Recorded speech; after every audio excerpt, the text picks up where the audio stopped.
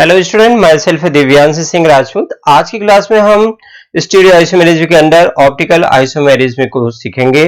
Optical isomerism जो topic है competitive exam के पॉइंट ऑफ व्यू से काफी इंपॉर्टेंट टॉपिक है। इसे अच्छे से अपने को सीखना है और इसके ज्यादा से ज्यादा क्वेश्चंस की प्रैक्टिस करनी है। ठीक, आइए हम बात करते हैं सबसे पहले कि भाई ये ऑप्टिकल आइसोमेरिज्म क्या होती है।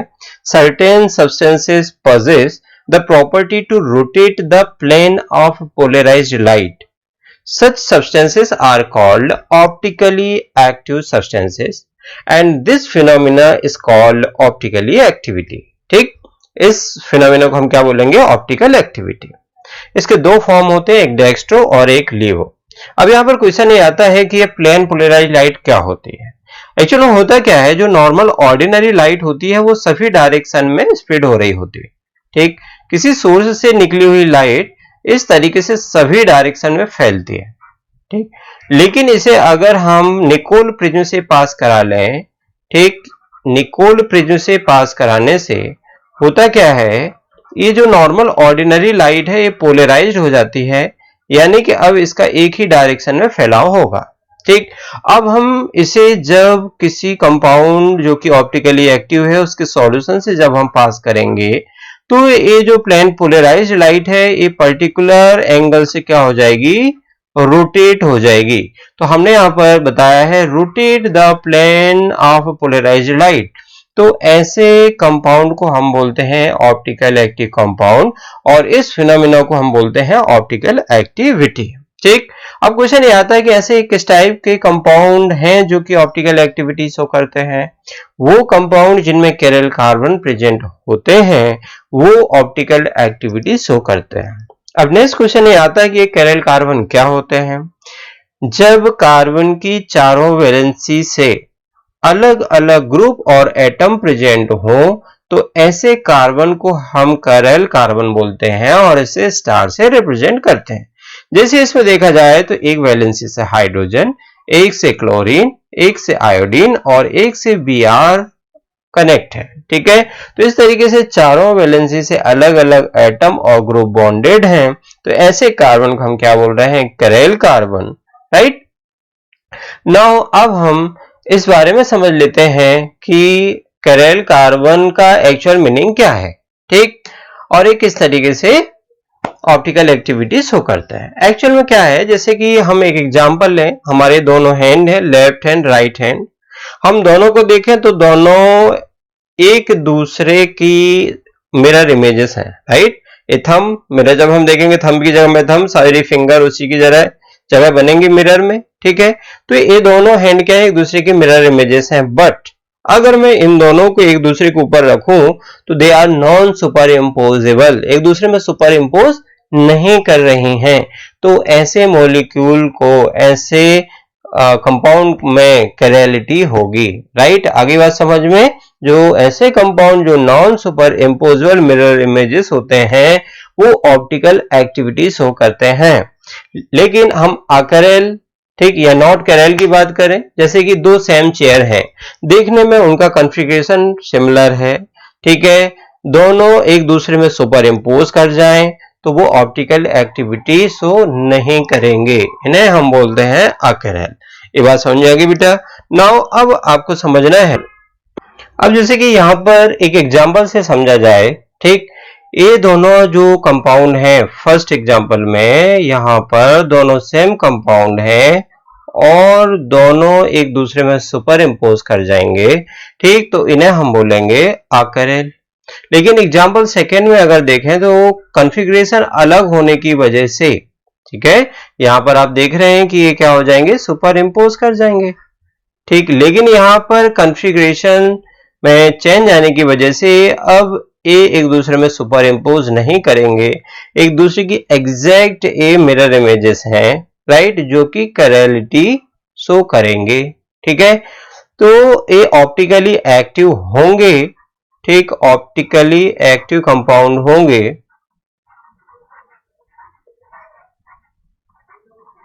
जबकि ये नहीं होंगे ऑप्टिकल एक्टिव। ठीक, चलिए आइए अब हम कुछ पॉइंट को समझ लेते हैं ध्यान से। जैसे कि कोई कंपाउंड है, अगर उसमें असिमेट्रिक कार्बन नहीं है तो वो अकेरल होगा।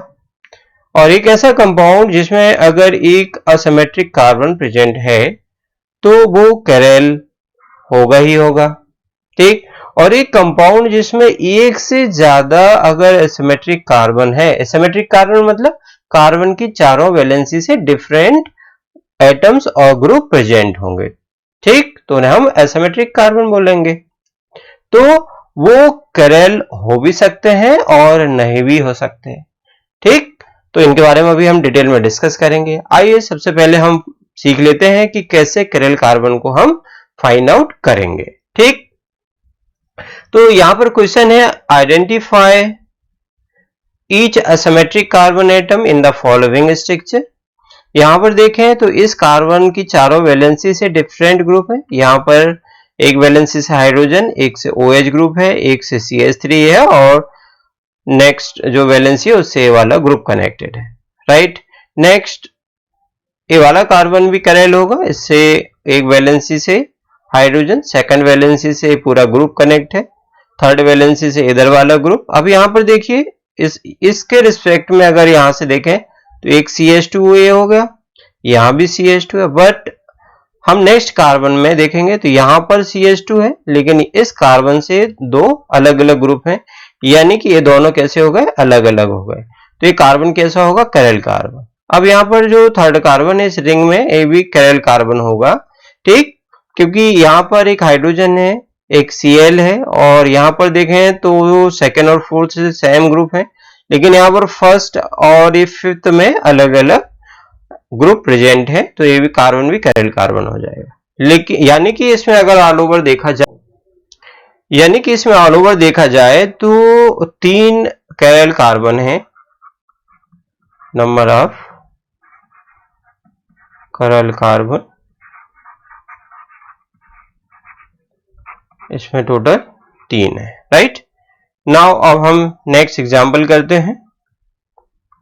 अब इसमें देखें पेंटेन टू ऑल में तो एक कैरल कार्बन होगा ये वाला, इससे एक OH, एक CH3 ग्रुप है, यहां पर एक हाइड्रोजन है और एक ये वाला ग्रुप है ना। तो नंबर ऑफ जो कैरल कार्बन होंगे वो होंगे सिंगल 1 कार्बन। इसमें देखा जाए तो इसमें कोई भी कार्बन कैरल कार्बन नहीं होंगे, तो इसमें नंबर ऑफ कैरल कार्बन जो होंगे वो 0 होंगे, ठीक है। क्योंकि यहां पर इस कार्बन में अगर देखें हम तो इस कार्बन से एक हाइड्रोजन है, ठीक, यहां पर एक हाइड्रोजन है, एक OH ग्रुप है, लेकिन ये दो ग्रुप एक दूसरे सेम है, ये दोनों ग्रुप है ना, इस कारण इसमें कैरल कार्बन 0 होंगे। नाउ अब हम नेक्स्ट एग्जांपल समझते हैं, एलानाइन, ठीक है। तो एलानाइन में अगर देखें तो ये वाला कार्बन आपका कैरल कार्बन होगा, क्योंकि इसकी चारों वैलेंसी से number of different group connect है, तो एक ही इसमें कैरल कार्बन होगा।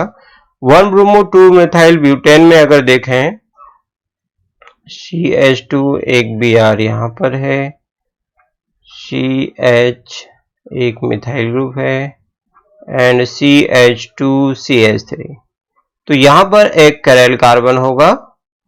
अब क्लोरोसाइक्लोहेक्सेन में देखें, साइक्लोहेक्सेन और यहां पर Cl है, यहां पर हाइड्रोजन होगा, इसमें कोई भी कैरल कार्बन नहीं होंगे, इसमें एक कैरल कार्बन है, क्योंकि इसमें अगर देखा जाए तो यहां पर ये सभी वैलेंसी सिमिलर होंगी, ठीक है, इन दोनों का वैलेंसी से सेम ग्रुप होने की वजह से ये अकैरल होगा। नाउ अब हम नेक्स्ट एग्जांपल देखें तो यहां पर इस कार्बन को हम कैरल कार्बन बोलेंगे यहां पर, और ये दोनों सिमिलर हैं, बट यहां पर डबल बॉन्डेड कार्बन आ गया, यहां पर CH2 ग्रुप होगा, तो इसमें नंबर ऑफ कैरल कार्बन हो जाएंगे 1। यहां पर देखें तो ये वाला कार्बन कैरल कार्बन होगा और ये वाला कार्बन भी कैरल कार्बन होगा। इसके रिस्पेक्ट में देखें तो इस कार्बन से और इस कार्बन को कंपेयर करें तो डिफरेंट है। यहाँ पर एक हाइड्रोजन होगा और यहाँ पर CH2 ग्रुप होगा। ठीक, सेम यहाँ पर भी देखें तो यहाँ पर CH2 ग्रुप होगा जबकि यहाँ पर CH होगा और एक हाइड्रोजन भी प्रेजेंट होगा इसमें। ठीक, तो इस तरीके से इसमें नंबर ऑफ कैरल कार्बन 2 है। ठीक, नाउ हम इस एग्जाम्पल में देखें तो यहाँ पर जो कैरल कार्बन होंगे 1 और 2 कैरल कार्बन हो जाएंगे। यहाँ पर हाइड्रोजन है और नेक्स्ट यहाँ पर ये वाला ग्रुप होगा, ये वाला कार्बन यहाँ पर और यहाँ पर सेम है, यहाँ पर और यहाँ पर भी सेम है और यहाँ पर CH डबल बॉन्डेड वाला हो गया है, यहाँ पर CH2 होगा तो यहाँ पर एसिमेट्री हमें देखने के लिए मिल गई है।